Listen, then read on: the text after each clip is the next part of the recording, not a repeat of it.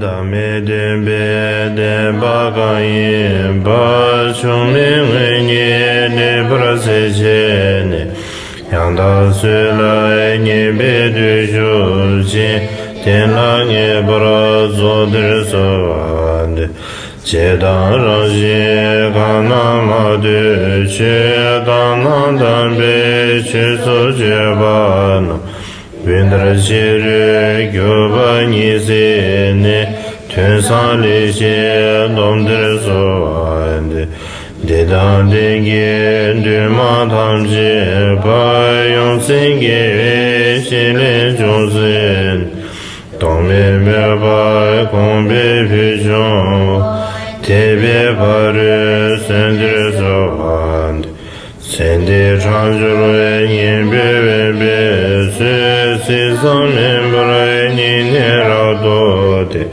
Chelo seba cheve namdaraji Kume temba dendire sovande Chambe loji ninji donjo Tandrava meba ngijo nambrata Tome gyoda jela da gyoshi Meda ngebra sindri soa Nyemo ngelo giji medon shi Kati shaya nipu chelenchi Kewe nganzu sambo medon vi Shinin penze gandri soa So zora dena nyarja ne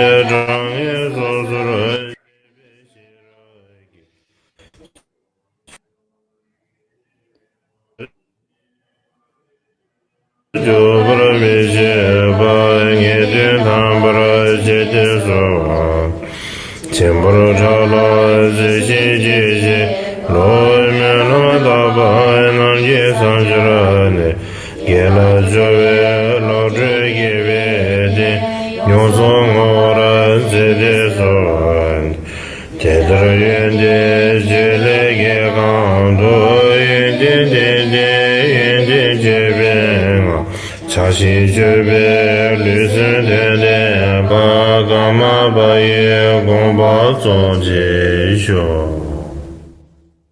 Hu sangye jedan soye sho nama lo chancho bando dane yesus. Tage junye gibe sanama ye rola ben Sangye rupra sho, sangye jedan soye shonaman Chancho bado dane gyazut Dagi jenye gibe sanam ye rola ben Sangye rupra sho, sangye jedan soye shonaman Chancho bado dane gyazut Dagi jenye gibe sanam ye rola ben Sangye rupra sho Changse wanan cheche shabat Jeso ye rai gujie sewa Kewa jose dagi jesa ba tam je dang Chanju je mo Sashi buji juji medo Rizhawe nishi ninde genpa Sangye jindo midi buwai Roge nanda jinla je parashu Simje namye samba Loye jira jida Shizhon de monde bayi Chege golo golo so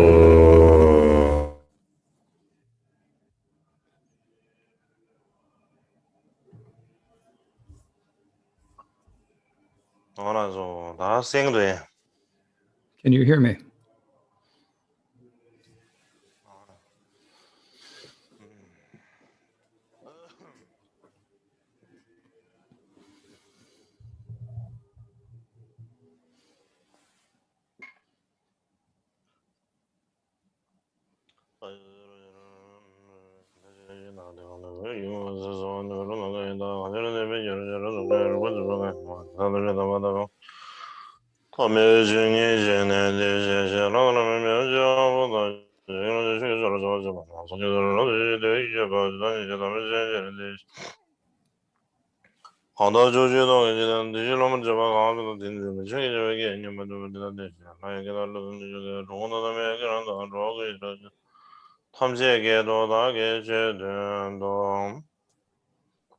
생비스 설계를 게르시는 중앙 신비소 이시 계속 딩담에 도전로 남라 자게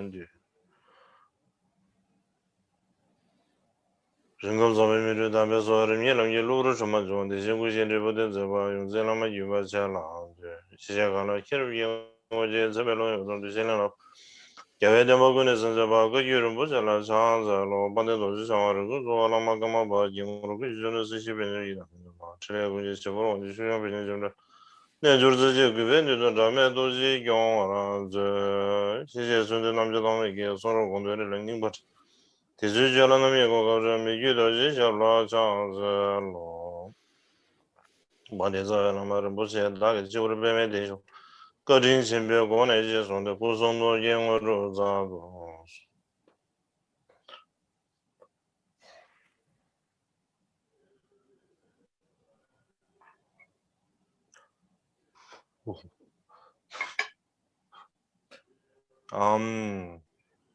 나 도마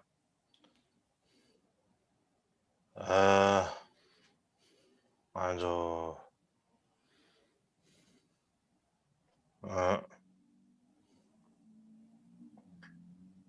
옆집 부가를 충시 rumbuchire 다나지 I'd like to I'd like to offer my greetings to Bokar Rinpoche, Bokar Chungse Rinpoche, Khenpo Rinpoche, and all of the other teachers in the Shedras, the students in the monks' Shedras, and in particular the students from the nuns' Shedras, and especially everyone else who is watching over the webcast. I'd like to offer you my tashdile.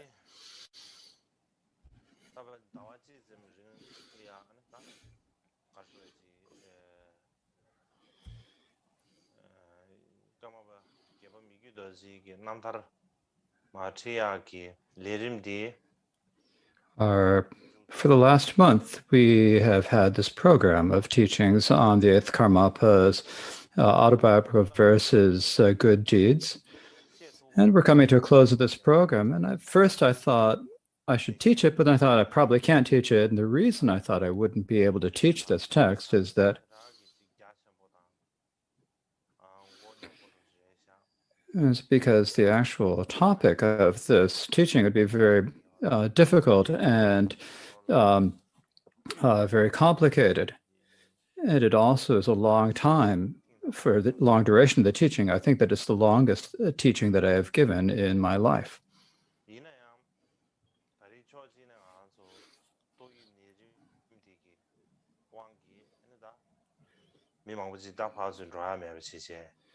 But for one thing, because of the coronavirus epidemic, many of us are unable to travel and we have to stay at home. And so I figured that everyone would have the time.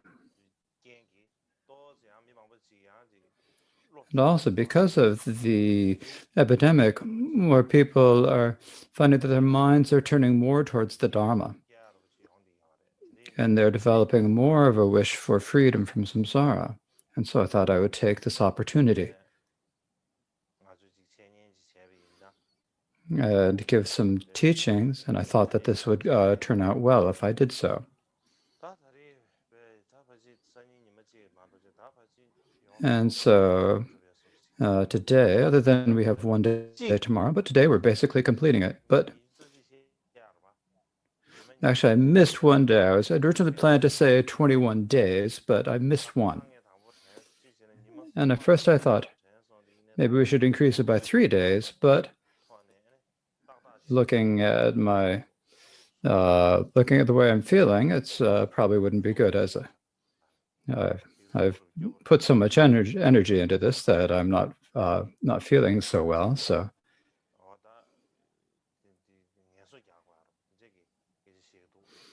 And the doctors are telling me that I need to teach. The doctors are saying that I should rest, and I'm thinking that if I keep working too hard, then I don't know if I'm going to end up in the hospital. So I think so. I've had 1 day less than the 21 days, but I think it's not a big difference. Next year we will continue, and I will try to do my best.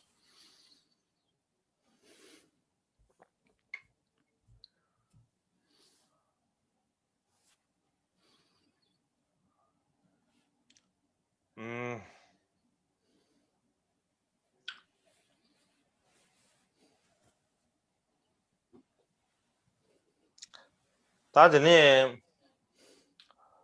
다들인데 양에 가르쳐 있잖아. 다 무튀니 남탈리제 마디 다바지 슈구미 대가라에서 Today, what I'd like to speak about today is actually today I'd rather not continue on the autobiographical versus good deeds. And the reason for this is that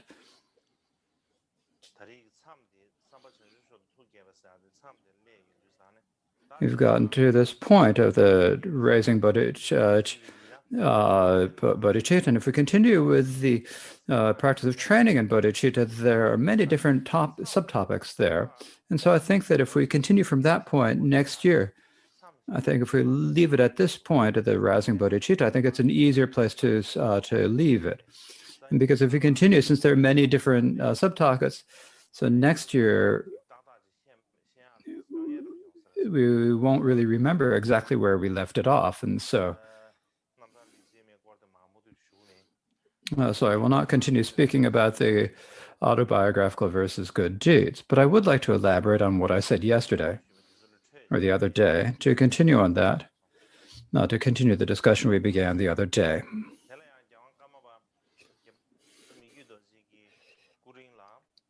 Now, during the life of the 8th Karmapa Mykyo Dorje, when we think about the great encampment's earlier procedures and the lowest performances, he basically decreased all of the pomp.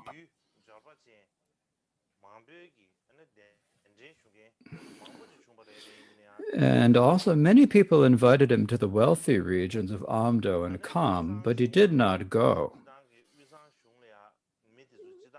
Now, the people in the governments of U and Sang, in comparison to the regions of Kam, had less faith and they had less wealth. And even in the region, it was very difficult to find any green plants growing. And no one invited Mykyo Dorje to these areas. No one said, please stay here. And he said that if I stayed in those regions, there would be less food that would be tainted by the misdeeds. And realized that there were fewer people who would fool him. And so he made the request to stay there.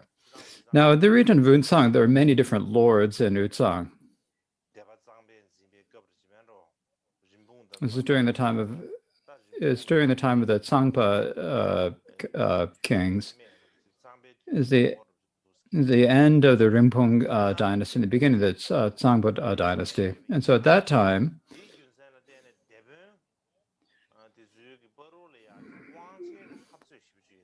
there were many different conflicts between the various lords over power, and people trying to get people onto their own side. People who are trying to gather followers behind them, to get people to say, this is my person, that's my person. And so to stay in the middle of all of them, Mykyo Dorje had to be very skilled at accommodating them all. It was not an easy thing at all. And so that was one difficulty.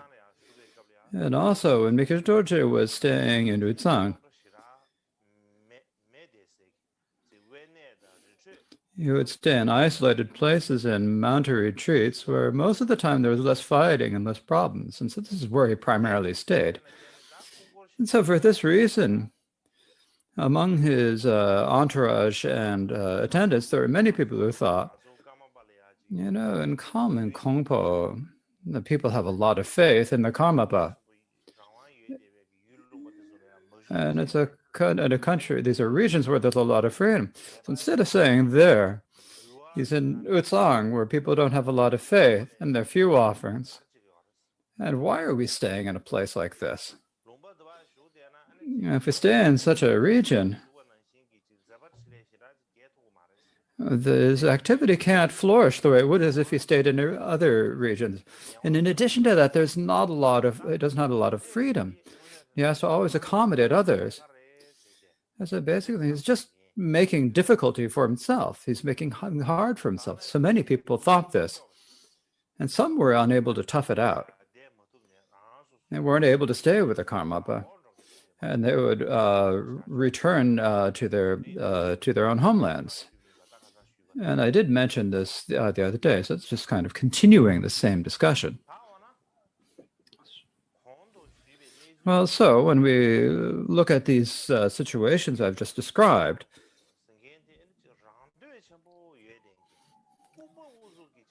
does this mean that Mikyo Dorje was just a really selfish person or really blindly stubborn in the way he did things?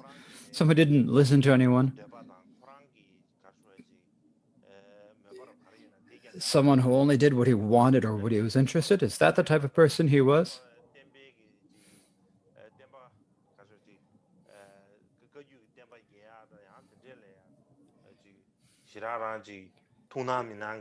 Is he someone who really didn't take much interest in the way the teachings, and in particular the Kaiju teachings, flourished? It's not, really. Actually, if we're going to explain this, we need to explain what his character was like from the time that he was a child.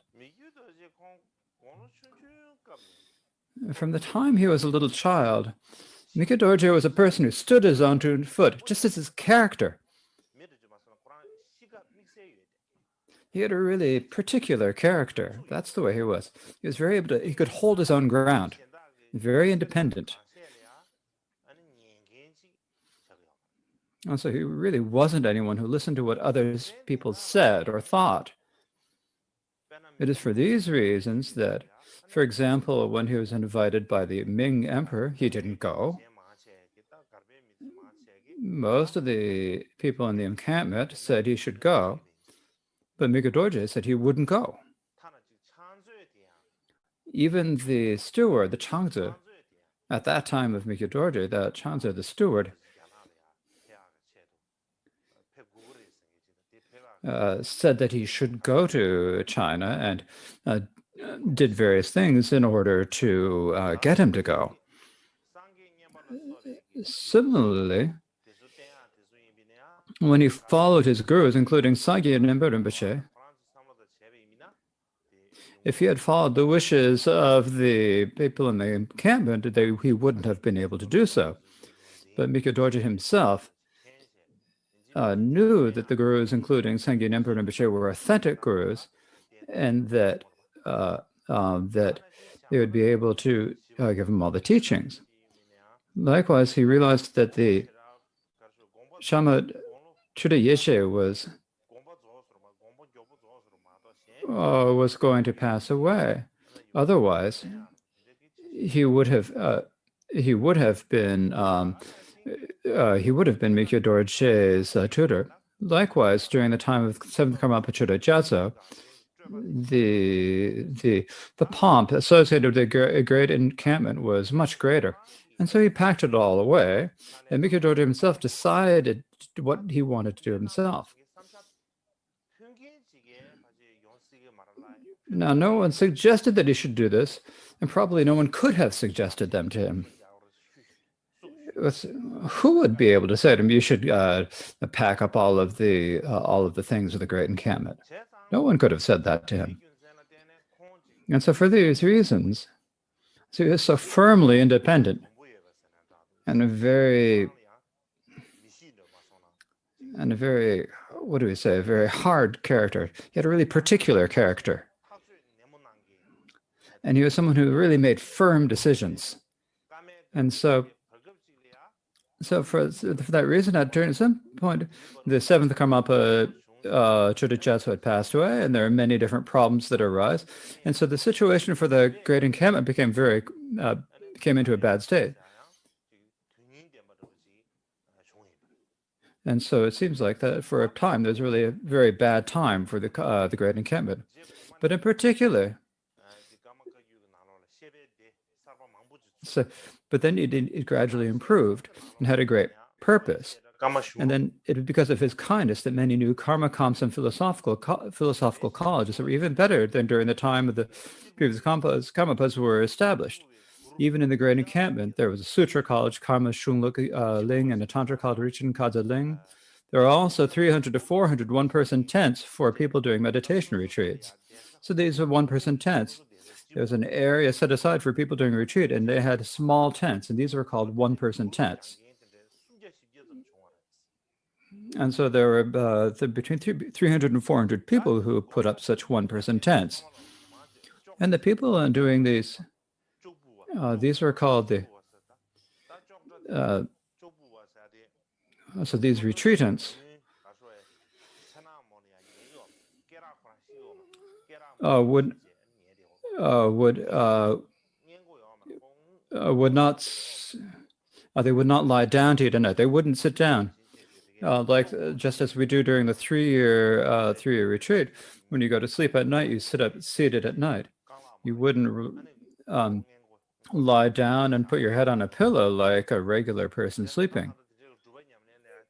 And so consider there are people who solely devoted themselves to practice and had their 300 to 400 tents, especially for them.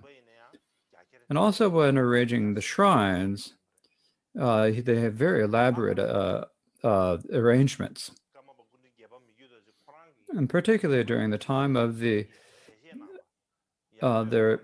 there are two people who are said to be emanations of Mikyo Dorje. Mikyo Dorje said himself, Tupa Nam Katashin Dabo Gupa Nam Sosital. And they started the new artistic style as the Kamagari, or encampment paint, or the Garluk, or encampment sculpture. And so when we look at these reasons, we see that Mikyo Dorje, was he just a blindly stubborn person? He wasn't blindly stubborn. And not only was he not that, he was not fooled by the external aspects of the splendor. It's like, as we say, like I'm being attached to your father's cup. If you have a cup, you say, this is or there's a bowl that came from my father. You say, whether it's good or not, you get attached to it and you take care of it, right? He wasn't like that, though.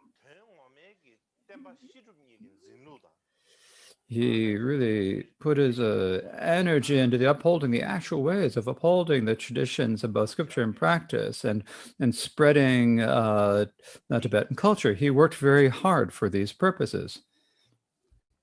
And so for this reason, Mikyo Dorje, from one perspective, who didn't really listen to what other people said, he was someone who did what he thought was best. Likewise, and because he showed such independence in his actions, the tradition of the teachings, he was very beneficial for the tradition of the teachings and cultural aspects. Mikyo Dorje himself, whether it's his character or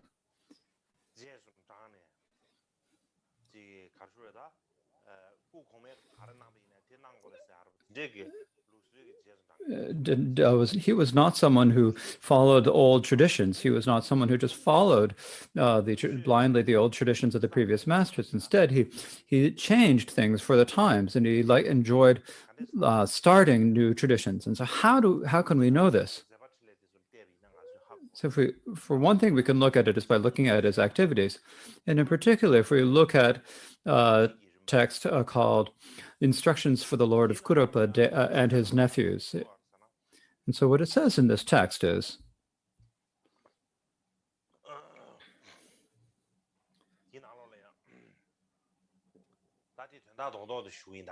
to explain, I'm going to give just the meaning of it. Some people say,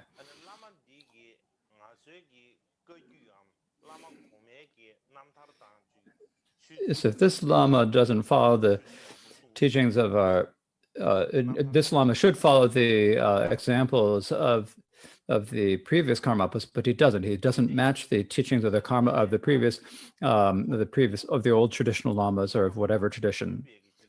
And not only he's teaching dharma that doesn't match with the previous masters, and they say that his and they say he follows ways that don't fit, so they must be impure. So we should not go for refuge to them. But Mikhail Dorje, the way he thought of it is,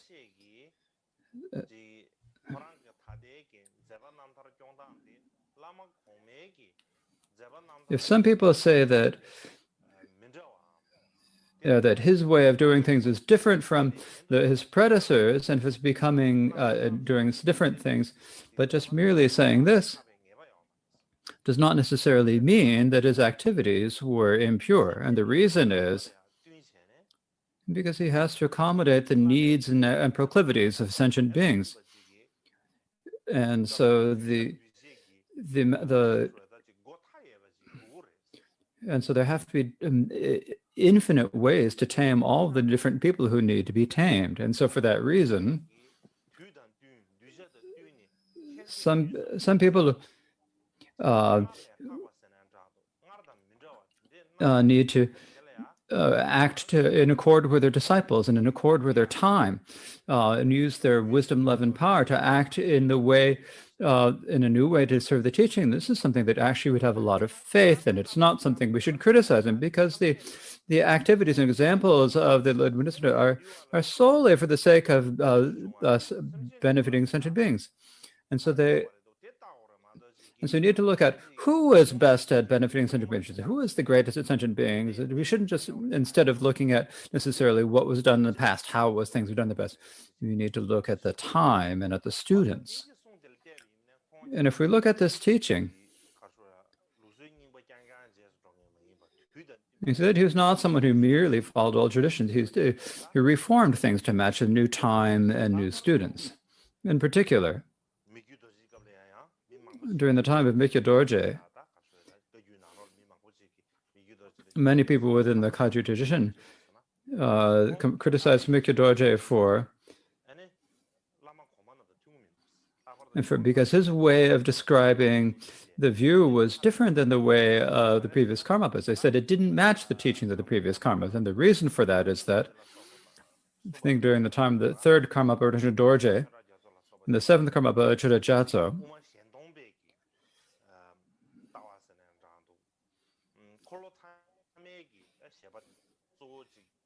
primarily taught the teaching of the Shendong view and the teachings of the third wheel of Dharma. This is what they primarily taught, what they primarily supported. That's what their main area was. But Mikhail Dorje stopped teaching the Shendong and the teaching of the third turning the wheel of Dharma. And instead, he primarily taught the Rongtong view. And for that reason, Mikhail Dorje, he himself, he taught the Rongtong view, in particular the Kansa conceptualist view of, especially of Chandakirti. And so many people said that this was inappropriate and wrong. Even among Mikhail Dorje's students, they gave various different explanations of the way he explained the view. Some people said that his actual view was the Rongtong, or the self-empty view. And some people said it's not actually Rongtong, that in fact it's Shentong. So there were some people who said that. So there are sort of these two different explanations. But in any case, no matter how the students describe it, but in many of Mikhail Dorje's texts, he emphasized the Rongtong view.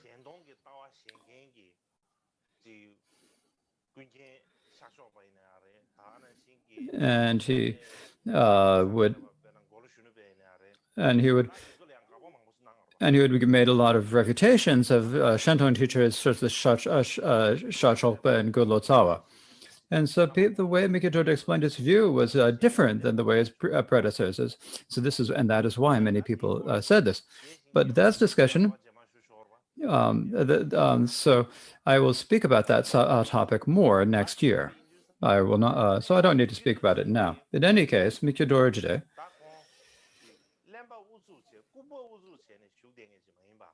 was not someone who was just blindly stubborn, but he was something who was doing things in a way that was appropriate for his time and place. And so for this reason,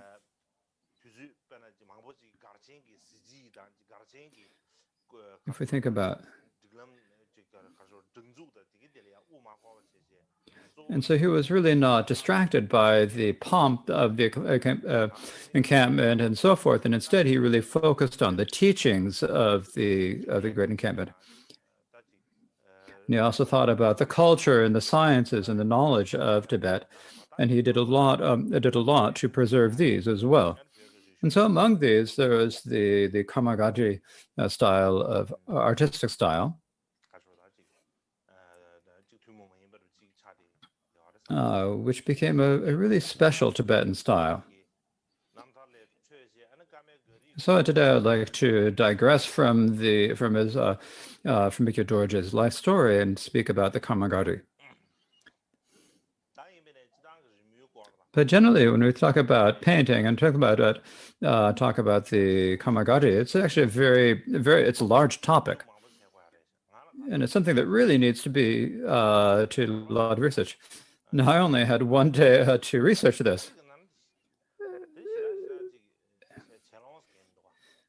And so you can't really do a whole lot in a single day. However, to just sort of speak about it in general, I can speak about it in more detail next year. So today, I'll speak a little bit I'll give a brief introduction to, in general, Tibetan arts and to the Kamagati style. And tomorrow I will continue with that a bit.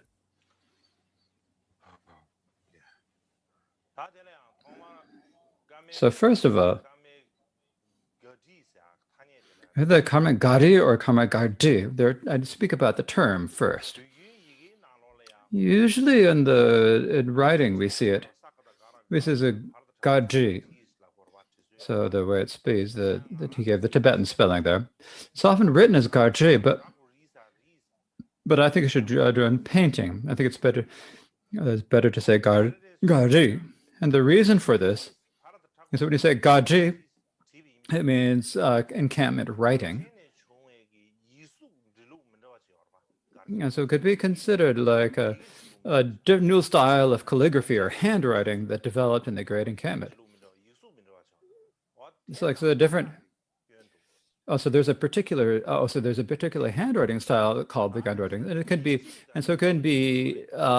confused with that. Also between, if we want to understand the difference between calligraphy and drawing, it's better to describe the encampment tradition of writing. It's better to call it garji, and better called the handwriting tradition as a garji. And if you write that, I think it'd be good to distinguish them in that way. But whether this is logical or not is something that experts should examine. I'm not saying unilaterally that it should be this. So whether we call it gari or gaji, the word particularly instincts of what we should understand it as meaning. It means because the origin of the style of drawing or painting. So the gari style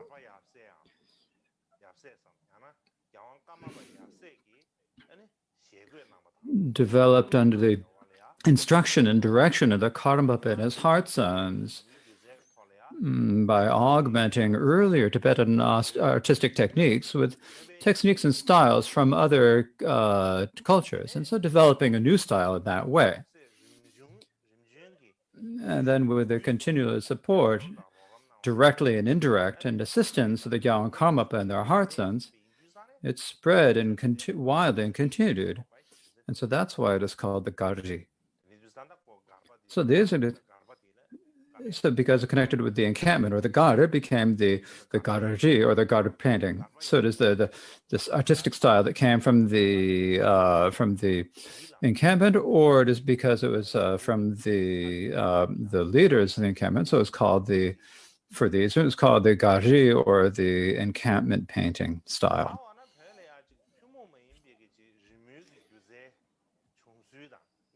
So how is it that in Tibet there developed particular artistic styles and techniques? And how in particular did the Gardi style develop? So generally, from the time of the first transmission of the teachings in the 7th and 8th centuries, there were monasteries founded in Rasa and Pekar and Samyang, Kamsa, Mido, and so forth. So many such monasteries were founded by the Tibetan kings. For these days, we can see Rasa Trulnang Shari in the Jharkhand. If we go in there, we can see at that time, there's a mural and it's written on there, Kempo Koryesha Yang Gelon Yenten De, and Kampa Nembe Yang drew these figures in the Dharma as merit for the king and as merit for all sentient beings. And so they wrote this there. So from that time, from the 7th and 8th centuries,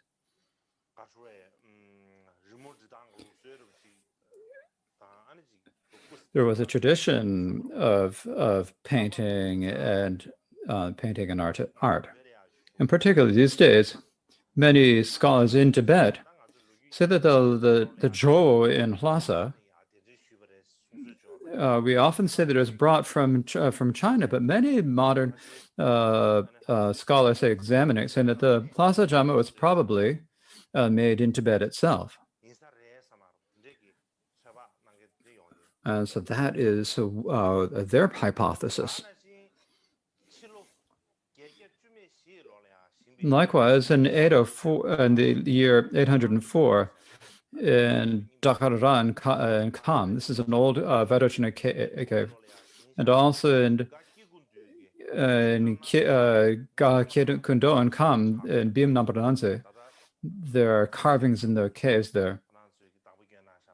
That is now under the care of Kyabje Tangpa Rinpoche. So these are carvings we can still see to this day. Also during the time of the Tibetan Empire, the earliest signed painting by a Tibetan artist, that is the time when there's a tradition of Tibetan artists signing their works. Now, how we know this is that in the Donghong caves, there is a painting on silk of the Medicine Buddha and the Thousand-Armed Avalokiteshvara. And the time that this was drawn was probably in 836. And the person who wrote it was the monk Palyang. And this painting these days is in the British Museum. What is written on the painting is that it's in the year of the dragon, I, the Bhikshu Palyang, as a service for his body, have drawn the Medicine Buddha, Samanta Bhadra, Youthful Manjushri, 1,000-armed Avalokiteshvara, and the wish-fulfilling jewel and dedications. And so this is probably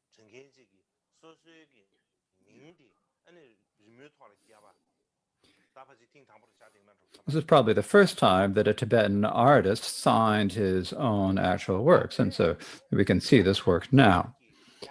Now, during the time of the later transmission of the teachings, Lochen Rinchen Sampo, so Lochen Rinchen Sampo was born in 958, and he passed away in 1054. So in the year 996, he built the Toling Monastery, the Korchak Monastery, Nyarma, and the Tapa monasteries. He wrote many different. He made many different monasteries. And these days, if you go to Toling and Tolong Kapa, and there are also the Dungarasago caves and the Wachin caves. And so there are murals in all these places that you can still be seen to this day. So to give you an example, I'd like to show you the paintings at the Tuling Monastery.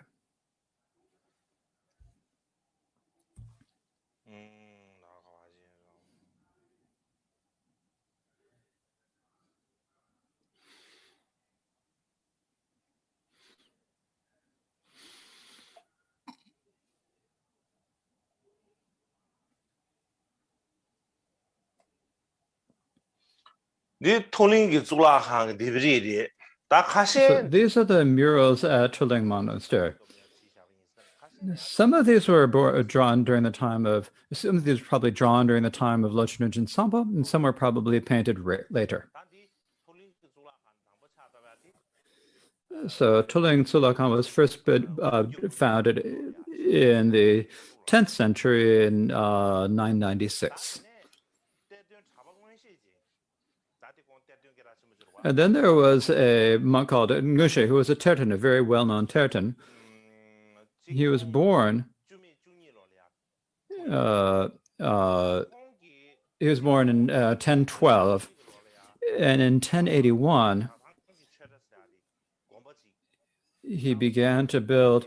He founded the Paljatang Monastery, and then he just began the construction, and then his nephews Zhongne and Zhongzu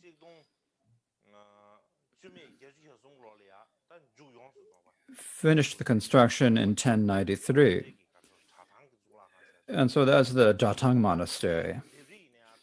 And so there's some of the murals of this are still there, and they haven't degraded. So I'd like to show them to you. So these are the murals from Jatang Monastery. So these are 11th century murals.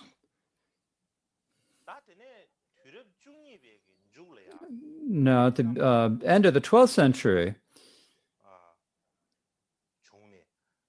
during the time of the first Karmapa, and toward the end of the first Karmapa's life, there was a very famous artist from Ga and Kam, and his name was called Jura Hwachen. So now he did do some painting, but he's primarily a sculptor. He made molded sculptures.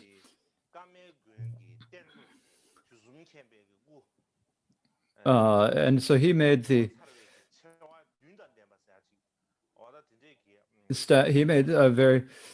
statue of the Dusum Kempa, the seven wonders of Dusum Kempa. Now, this was probably destroyed. The Karma Monastery was destroyed during the time of the. This is probably destroyed during the time of the cultural religion. It's probably the statues were probably destroyed, and then, but there are remnants of these that were kept by a woman, and then later returned to the monastery. As well as so many other things that he made at the monastery, but I shall not explain them at all. I shall not explain them all right now. Then, during the time of the second Karma Pakchesanov, after 1263, there was they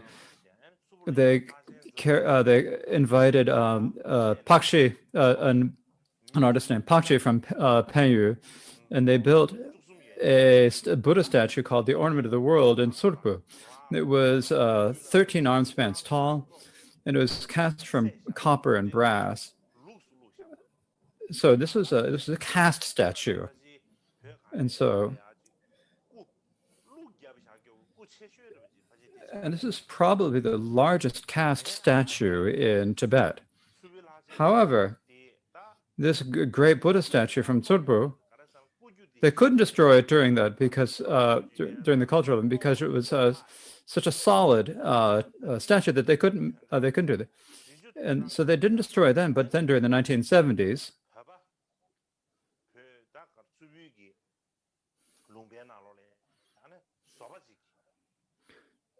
there was a craftsman who came to the Tsupan, who realized that the Tsubal Hachen had been cast, and so he made a really bad lesson. He decided it had to be burnt, and that because it was cast, if it was burnt, that it would be destroyed by fire. And so they burnt it, and it was destroyed at that time.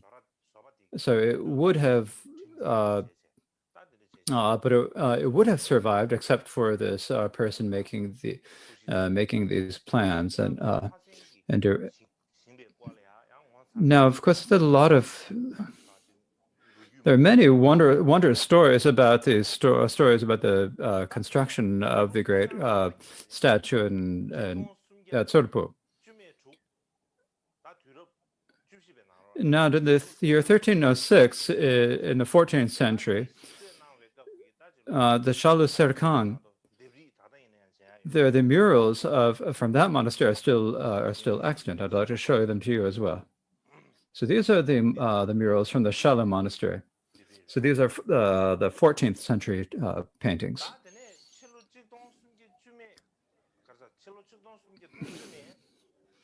And then from 1370 until 1425, the Gyantse Pelde Chude monastery was built.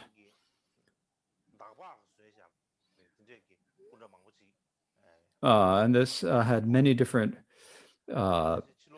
statues and murals. And in 1427, there were the Gyantse Kubum stupa, and there are murals there, and many statues that are still that can still be seen to this day. And I'd like to show you some of the murals. And so this is these are images of Drolma, of Tara. And the Gyantse Chude Pelka, the artist who drew these murals, there were two famous artists who drew these murals. One was called Penjo Rinchen, and one was called Sunam Penjor. Penjo Rinchen and Sunam Penjor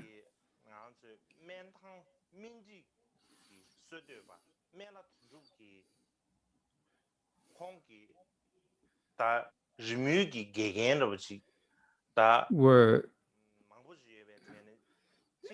among the many students, or excuse me, among the 10 teachers of the great master Menla Dundrup. Usually, people say that he studied with Drupatashi Gyalpo, but actually, so this is often said he studied with these. But if you look in the text that Menla Dundrup himself wrote, he mentioned that he studied with these two artists as his teachers. And he describes the history of this as well. Now, from the 15th time on, you could say from the 15th century on, most of the, or excuse me, up until the 15th century, most of the paintings done in Tibet were done in either an Indian or Nepali style, and primarily in Nepali styles.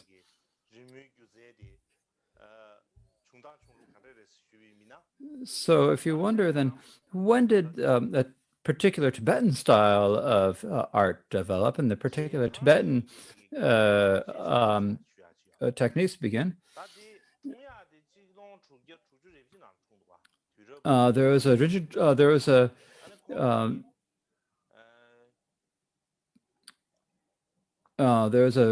Rinchen Chok who was been from Milk Lake in Gyaltang and Kham. And he wrote in his in a text called "The Light of the Great Sun," a commentary on the presentation of the characteristics of bodily forms called "The Essence of Goodness." And what he says here is that, and the main point here he's saying, so generally in Tibet there was the style of the time of the kings that spread widely. But then not long after that, there was an emanation of a magician named Menla Dundrup, who was born in Mentang and Lhojak.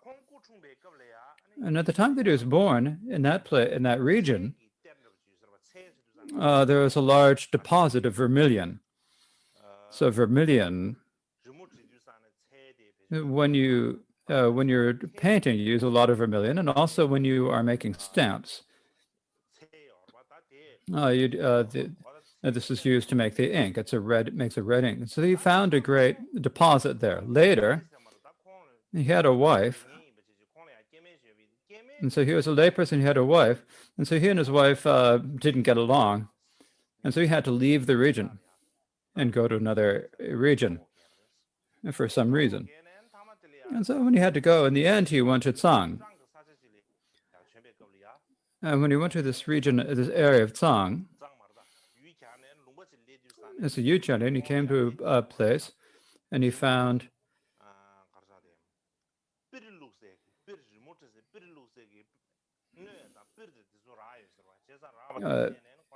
he found he found some artistic art supplies and things, and developed an interest in art from that point. And so he went to go look who in the region of Tsang would be a good teacher of art. And so that that time the person would be Dopa Tashinam Gyalpo. And so he studied art from him. Not only did he study that, he also remembered that he, in a previous life, had been an artist in China. And because he had been an artist, a Chinese artist in a previous life, and so at Zhatang, where at that time there was a great Chinese style drawing called the Sitang drawing, and he saw that painting, and because he remembered that he had been a Chinese artist in his previous life. Immediately he was just reminded of that, and because of that, he started his own fully developed style or tradition of painting. Not only did he found this new style, he took the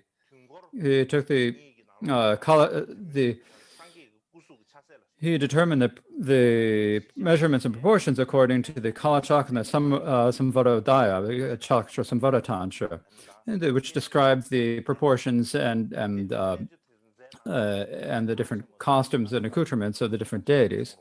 And so he took these and he determined these and developed the style called the Great Mentong style. Later, in a dream, the first Dalai Lama had a dream that tomorrow he would meet an emanation of Manjushri. That next day, then Menlo Dundup came to see him, and so for that reason, Gyalwang Gentrudrup, the first Dalai Lama, determined that he was an emanation of Manjushri. And he also, when Gentrudrup founded a temple,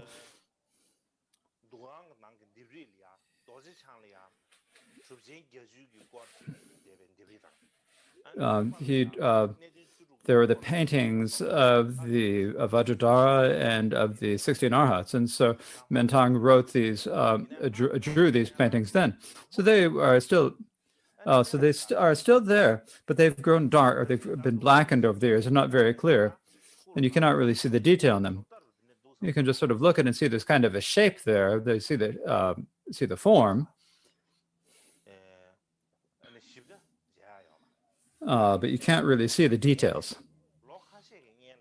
But recently, a few years ago,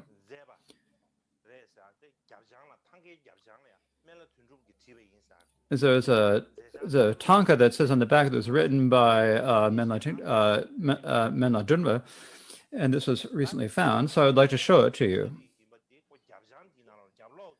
And so this is written on the back of it. It's written by Menla Dundup. It's written very clearly that it was done by Menla Dundup. So there's probably no doubt that this is painted by Menla Dundup. And so this was found in the Sakya monastery. And because they found this,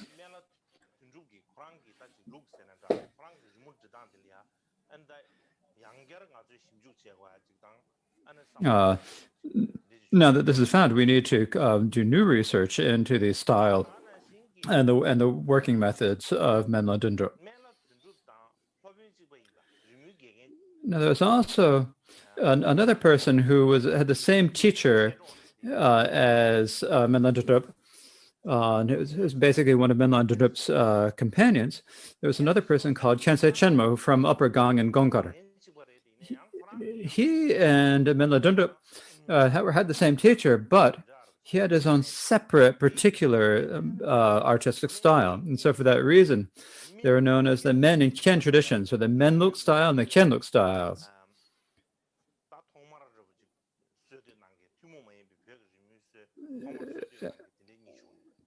And so these are said to be the first to develop particularly Tibetan artistic styles. Now, there are many styles of many paintings by Khyentse Chenmo, and many in Lhasa, and the area of Gongkar.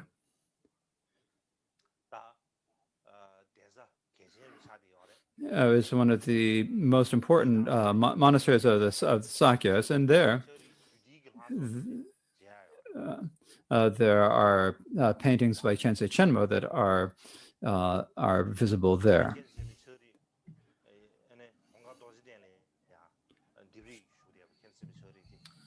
And so these are at Gongadorji Den Monastery.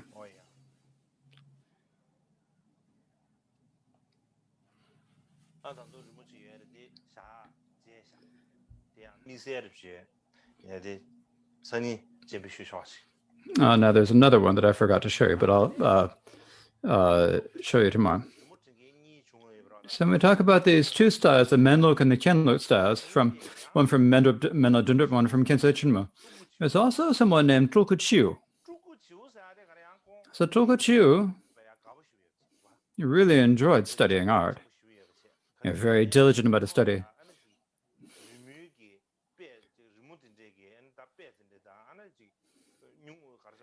And he was always carrying different paintings and various artistic supplies on his. He would go all around, and taking a look at the nicest paintings. And if there was a great artist, he'd study with them. And if he went someplace, because he went everywhere, they called him Chu, because he was like, which means birdie, because the birdies fly from from one place to another. So the same place, he was called Tulku, he was called Chu, or little bird. And called Tulku Chu. The reason that we say Tulku doesn't mean the same as like when we usually say a Tulku or a lama and Tulku. Basically, most artists of those are called art Tulkus. Basically, we have three different types of Tulkus. We have the emanated Tulkus, the burnt Tulkus, and the artistic Tulkus. And so this is an artistic Tulku. So someone who makes the statues of the Buddhas and Bodhisattvas and paintings of Buddhas and Bodhisattvas. And so this doesn't mean the same type of Tulku as we usually say when we say the word arting, as we usually say when we mean a lama. And so he also had a particular tradition style. And so there are the three particular styles. There's a Menlok and the Khenlok styles. And in addition, there is the Tulku Chu style. And so in general, there are many different styles, and particularly the coloration were very different. There were superior ways of coloring. So in general, there are many other artistic styles in Tibet, of course, but most of them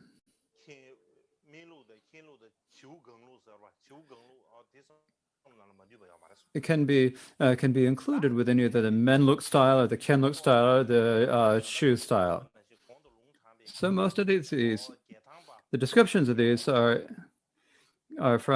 described in the text I mentioned before from the Bhikshu Rinchen Druk.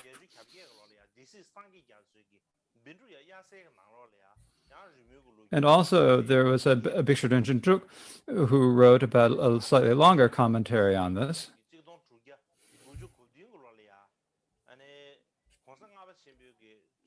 And also during the time of there was a catalog written in 1697 of the offerings of the Ornament of the World by Lord Sanjay Gyatso. And so these give the history of these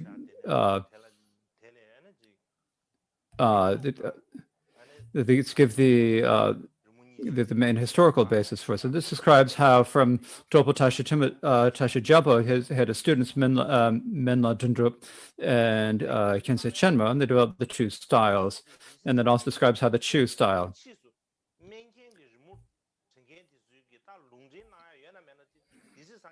And so the Desis Sanjay Gyatso's texts are probably the primary source for historians of the Menlok and Khenlok styles. Desis Sanjay Gyatso's works, though, doesn't say even a single word about the Gajre style. He doesn't write anything about the Gajre style. And the reason he doesn't do this is not clear, but at that time, from one perspective, it was a time when there was suppression of the Karmakaju, and so the great encampment was probably also suppressed. it was probably and it could not be discussed. In Marsha the origin of Marsha Gonju in 1673, there's a Dremu Geshe Tenzin Punsok who was born in 1673. He was very skilled in medicine and astrology, and he also wrote about the techniques of coloration in a text called Giving Hues to Flowers and Bringing Out the 100,000 Colors of Rainbows. And within this work, he gave basically the same history as the Daijin Sanjay Jiazo. In 1716, he also wrote a work called Long Explanation of Consecrations. And within this, what he writes is,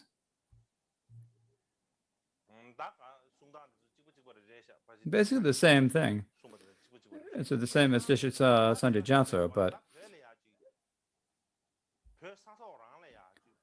but basically, if we think about what happened, the particular Tibetan styles that developed in Tibet itself, the first styles to develop were those of Mentangpa and Khyentse Chenmo. Mentangpa was the first, and then second, Khyentse Chenpo was about the same time, and then later there was the Tulku Chu, and so these were, I think, gradually they're developed. Particular Tibetan artistic styles developed from them. Then to speak about the development of the Gadri, well, the history of the Gadri, the earliest text to speak about the development of the Gadri was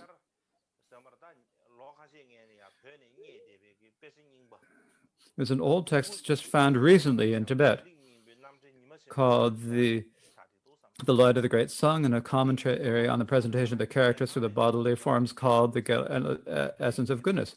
So its author was Bhikshu Rinchen Drupcho from Gyatang. So he is from the region of Gyatang, and his name was Rinchen Drupcho. When he was 8 or 9 years old, he met Karmapa Chögying Dorje.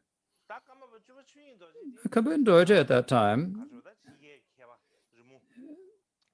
many art historians who research Tibetan art say that Karmapa Chögying Dorje was one of the most famous artists, or one of the particular important Tibetan artists.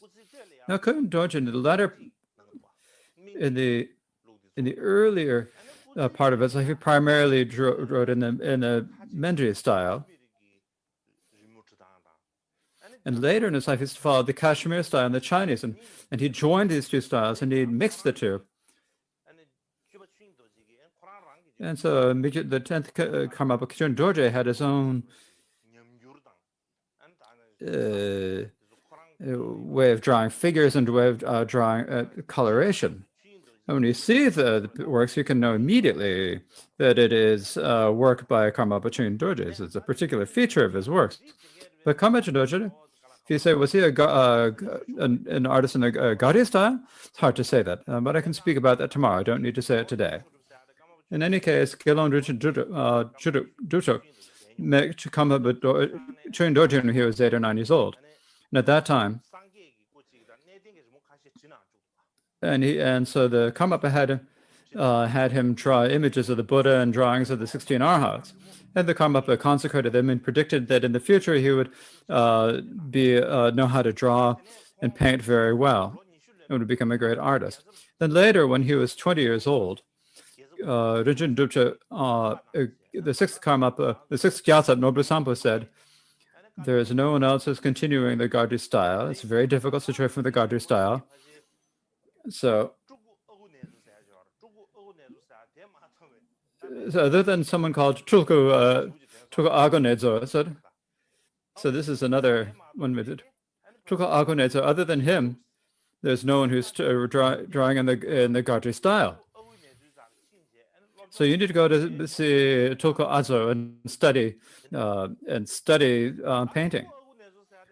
Then Tulku Agonedzo, who is that?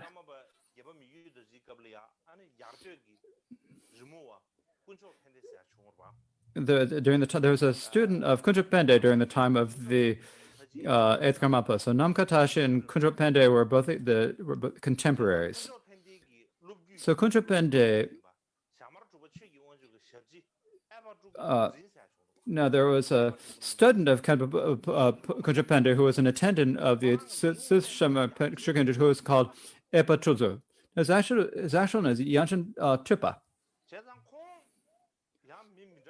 And he was also a very particular type of person because he could remember 7 previous lives when he could be when he was an artist. In particular, in his previous life, he had been Cha Akunetso during the time of the 5th Sharma. He had been a parrot at that time. And he heard many teachings from the 5th Sharmapa on painting, and so for that reason, from an early age, he could very remember them. For that reason, he was called Chuko Aku Nedzor, Aku Parrot. So he lived to the age of 71. He lived to a very old age, and at that time, there was no one who really took care of him.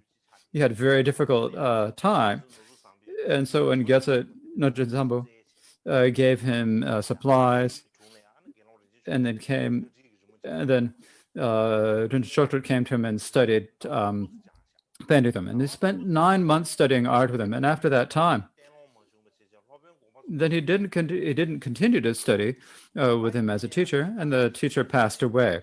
But basically, in a fundamental way, he learned the Gadri style. Because at that time, other than Tulku Akunatsu, there wasn't anyone else drawing in the Gadri style. And so the Gyatso Nobu Sampo sent him to study with Akunetsu. Later, there was an artist named Sepa who was later, who told him, you need to write a text talking about describing the style and the proportions. And so he spent 7 years. So 7 years later, then he wrote this text called The Light of the Great Sun, a commentary on the presentation of the characteristics of bodily forms called The Essence of Goodness. And he wrote it in 1704 when he was 41 years old at Tsurpu Monastery. Now there's the root text called the Essence of Goodness, as it says. Now, I don't know who wrote The Essence of Goodness, what its text is, we just don't know. This is something that we need to continue to search for. But in particular, his commentary on it gives the proportions and measurements of the Gadristan. It's the earliest source and the most respected source.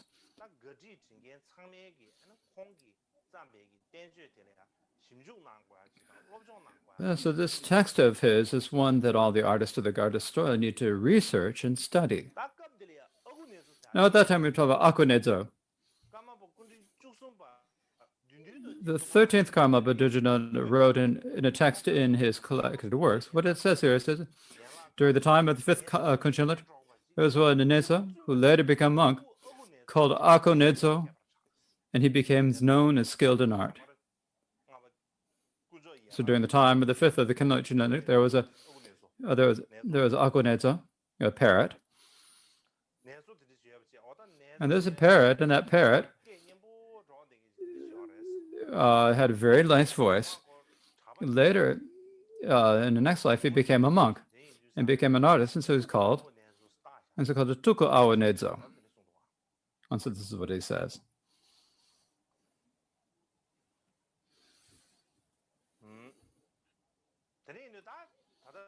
So, if we look at this commentary, The Light of the Great Sun, what it says is, this is quite a bit about the history of the Gadri, and so I think it's probably okay to speak about that tomorrow.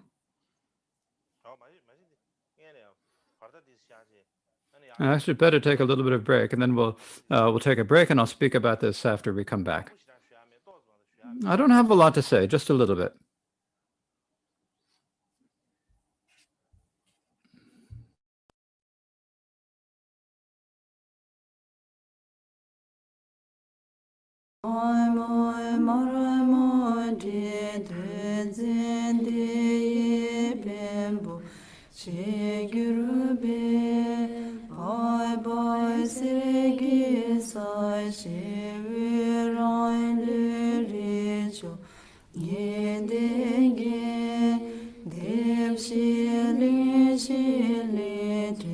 ge sen zu chari Kurayu kurayu li me dala yon su zo bai di lai ma yeda kwe chu dai sai ge cha chu sen bai dai kai du chi gyo nam lai bu